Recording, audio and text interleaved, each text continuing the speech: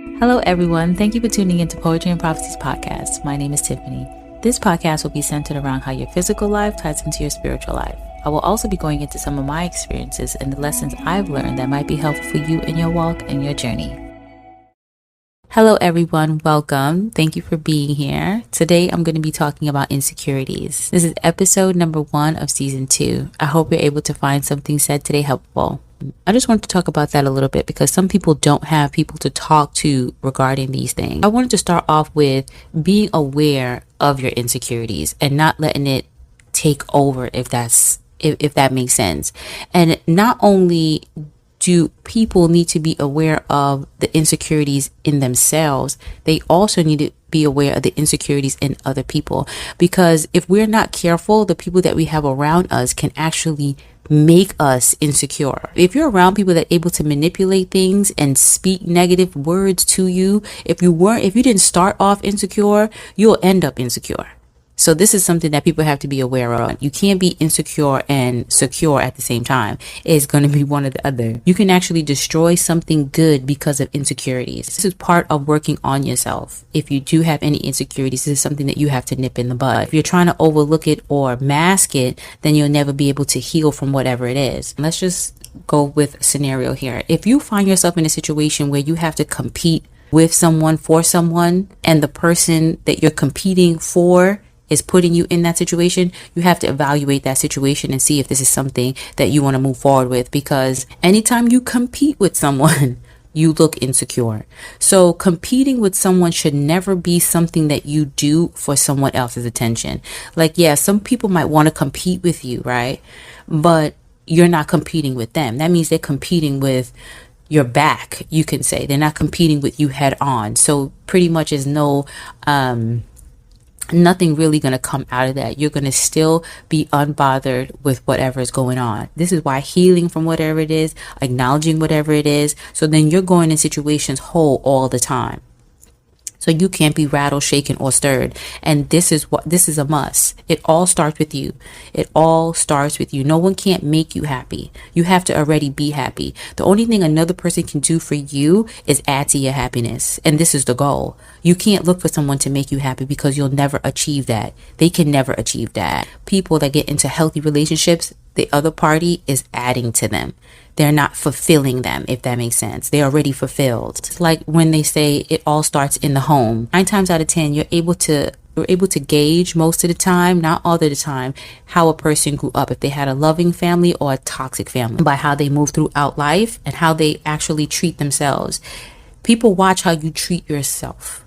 People watch how you treat yourself. You show people how to treat you. You know what I mean? So yeah, being hard on yourself and always thinking that you're less than and things of that nature, you're going to project that on others and they're going to project that back on you. Hey guys, don't forget to take a look at my description box. If you didn't know, I have subscriber-based content, which is called Diary Moments. If you're interested, don't forget to check that out. Okay, so yeah, it's just, things, in time as you grow, these are things that you learn, but some people don't learn these things when they grow. So this is why it's like good to talk about this stuff. And then, if the Lord is leading me to talk about a topic, that means someone needs to hear it. I can talk about some experiences or how I got through certain things, how the Lord led me, So it's just something that I pray that is helpful for someone, So I'm going to read the definition of insecurity. It says uncertainty or anxiety about oneself, lack of confidence. So I'm going to read a scripture really quickly. 1 Peter 5:7. It says here, casting all your care upon him, for he cares for you. So the other translation here says, cast all your anxiety on him because he cares for you. So this is the Lord, cast your anxiety. So when you're uncertain about something, you have anxiety, worry, lack of confidence, things of that nature. And this is just like really minute compared to how overwhelmed someone can feel regarding insecurities. That's when you will go into prayer. You will go into prayer, casting it on him, meaning laying this stuff at his feet. The way the world is set up is to make certain individuals insecure. And the thing is, if you know that, then you'll know how to move, if that makes sense. A lot of people are moving throughout this wicked world, not knowing is set up to make you feel less than. So it's like when you know that, then you'll be able to wrap your head around what's going on around you. If there's anything that is hindering you from childhood or any trauma that you went through, you would pray about these certain things. Your goal is to pinpoint when it started. That's when you'll go into deliverance if you need it. Going into deliverance is going to the Lord, praying to the Lord. And if the Lord leads you for a prayer, deliverance prayer, to target certain things, this is something that you would do. You would pray, you would fast, you would actually really target these things, because this is not from the Lord. This is from the world.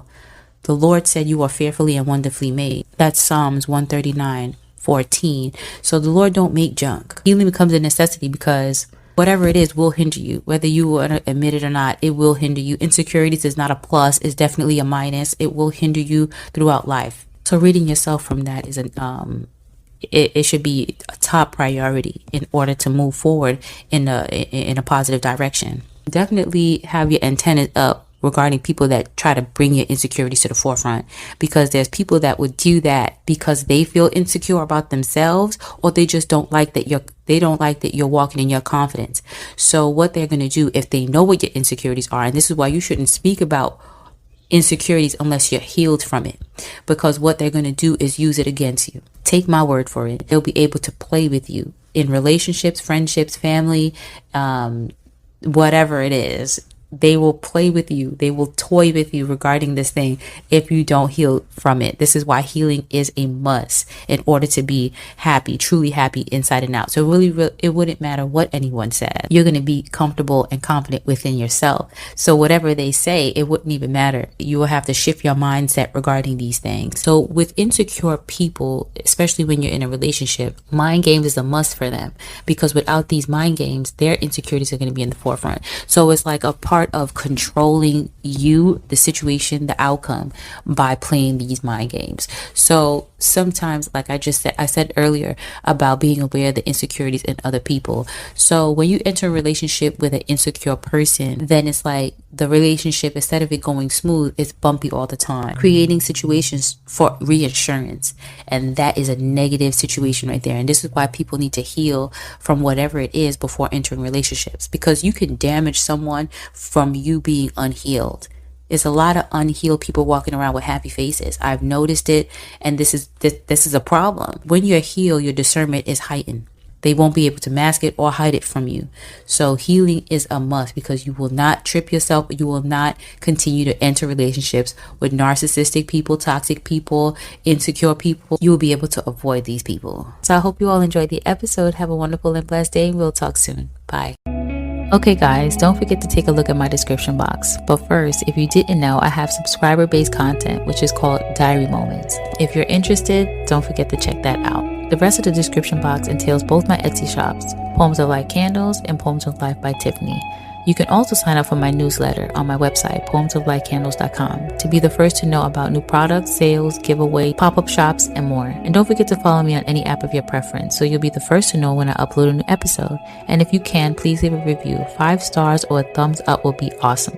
And let me know what you think, if you like the episode or have any questions about it. Thank you all for supporting me. Until next time, talk soon.